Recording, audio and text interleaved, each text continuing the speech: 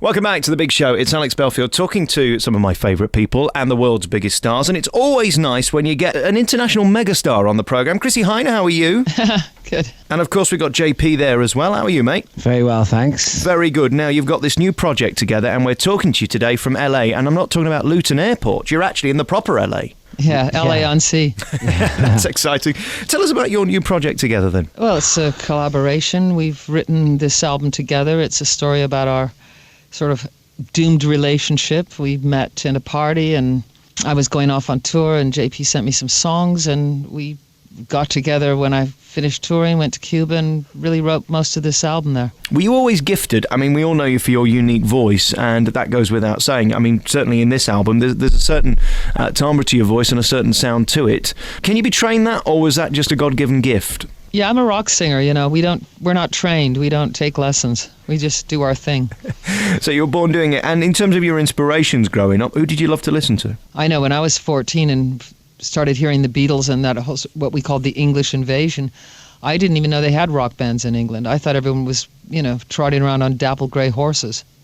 JP, tell me about meeting Chrissie and how that happened and what you fell in love with first. Was it the voice or the person? You know, I met her at, like Chrissie said, at this bar, and we were both drunk, and it was just one of those things that I, you know, never expected to have made an album and toured the States with her at that point. But I always, from the last Independence album, I loved the Pretenders and her voice, and I just love her as for who she is, and you know. And I love her voice too, but you know, I love her more than her voice, definitely. In terms of the alchemy of making this record, and congratulations on it, by the way, just a tremendous sound. The album was recorded in 2 weeks, and then we tied it up in a studio, so it was done very quickly. Actually. Yeah, we wrote each song in about 20 minutes. We really didn't sort of think about it. I think people probably worry too much about things these days, and that's why a lot of to get songs, on the radio, on Radio 1, and trying to, you know, have a big hit. And, it all sounds I don't too think forced. like that. It's fascinating because I don't understand how that's possible. You see, if I sit down, I can't do anything in 20 minutes. So literally, the process was you sat down together and who did what? Well, it was kind of like a conversation we were having with each other, which is why it was done quickly and it's certainly not edited.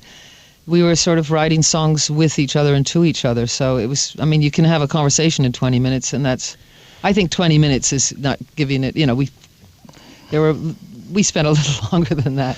Well, I mean, the ideas, you know, came in within 20 minutes, and then we'd sort of go out for dinner in Cuba and write songs on serviettes and stuff. But, you know, they were pretty much done very quickly. You know, I wouldn't say much longer. But we could see that our relationship was doomed. We got to Cuba and realized that things would have been very different had I been 30 years younger. And then we sort of prophesized our future in this album.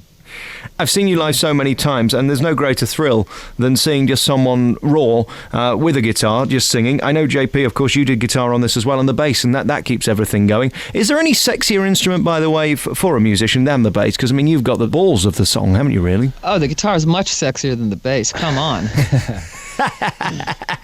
That can't be true, can it, JP?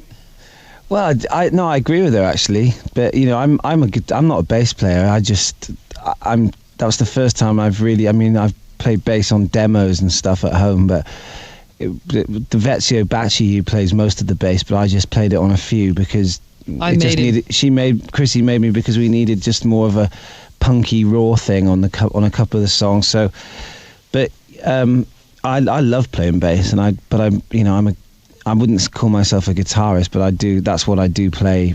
I'm on stage, and mainly I play guitar. All right, we're going to take this new single then. It's called If You Let Me. Tremendous single from the brand new album by JP and Chrissie Hynde on your favourite local radio station. We're talking about their new album, which is out now. The new single is called If You Let Me. Tremendous. Well done on that, guys. More importantly to me, though, of course, JP, is your confidence. I mean, you were able to just walk up to Chrissie and basically say, look at me, I'm delicious. Would you accept? That's more or less it, isn't it? No, not really. He had to get through all my bodyguards and my entourage. No, you know, I'm not the scariest person. I'm very easily approachable on a bus or, you know, in a kiosk because I spend a lot of time alone, and he's a very friendly guy. Yeah, I mean, I literally would talk to anyone, you know. It's not, I never I just thought it was Chrissie Hynde. I knew who she was, and she was just stood there, and so was I. So I said, hey, and it wasn't this planned sort of, I didn't think about it. I'd drunk, like 10 beers as well. So it was just, I don't know, I just said, hey, and I thought that was going to be it, but we chatted for the rest of the night and swapped numbers and stuff. So. You see, that's what I admire, though, because I can't do that, you see. If I meet somebody I like, I run in the other direction for fear that they'll tell me to bog off, I'm too unattractive or not worth talking to. It would make me nervous. So, well, I guess you're going to have to find someone on the internet then. And if I didn't have the internet, I wouldn't find anybody, Chrissie, let me tell you now. This album, I mean, I've listened to it all the way through, and I'm struggling to put my finger on how to describe it for my audience, because it's a bit rocky, it's a bit folky, it's a bit bluesy, it's a bit country-ish. What is it? It's a rock album. Rock album, yeah. No, we did it also on the spur of the moment, and we didn't think about stylistically. We wanted to make a rock album, of course, but it was we just did what we made these demos, and we stayed true to the demos with the band when they came in, and each song just lent itself to whatever is on it, I guess, and so I guess that's why it's so diverse. But just like the way we wrote them, we didn't plan any of it. I was listening to the lyrics. Australia tells the story of how you met, yet you met in London, didn't you? Or have I got that wrong? We met in London, but Australia is kind of a metaphor. We met each other, and our lives completely changed that night. So I think Australia was saying, I'll take you to the Gold Coast. It was like, let's get far away from here. Let's go off and have a new life. Just a metaphor of how we could take each other to a faraway place, and Australia's the furthest away, I guess. Tremendous work, and thank you so much for sparing the time to talk to us today. And well done on a beautiful album, beautifully produced as well. I'm always amazed when I find out these things are done so quickly, but you're saying if you've got it right and everything's in the right place, it can happen like that. Yeah, and when you've got a piano player like Sam Swallow from Guiseley in Leeds, then you can't really go wrong. I had to put his name in there. He's the secret weapon. He's magic. Very nice. And it was all down to a man from Leeds that made it so perfect. I'll make a note of that. Well, he's my best mate. He's a great piano player. Yeah, he's amazing. Congratulations on this lovely new album called Fidelity. JP and Chrissie, thank you so much for coming on the show. And good luck with the new album. I'm sure it's going to do great. And to end with then, another track from the album that you're very proud of and that we can end and show the listeners why it's so brilliant. You choose. You choose. I can never do this. Don't know. Meanwhile, we'll end with that. Thanks for talking to us, guys. Thank you. Thank you.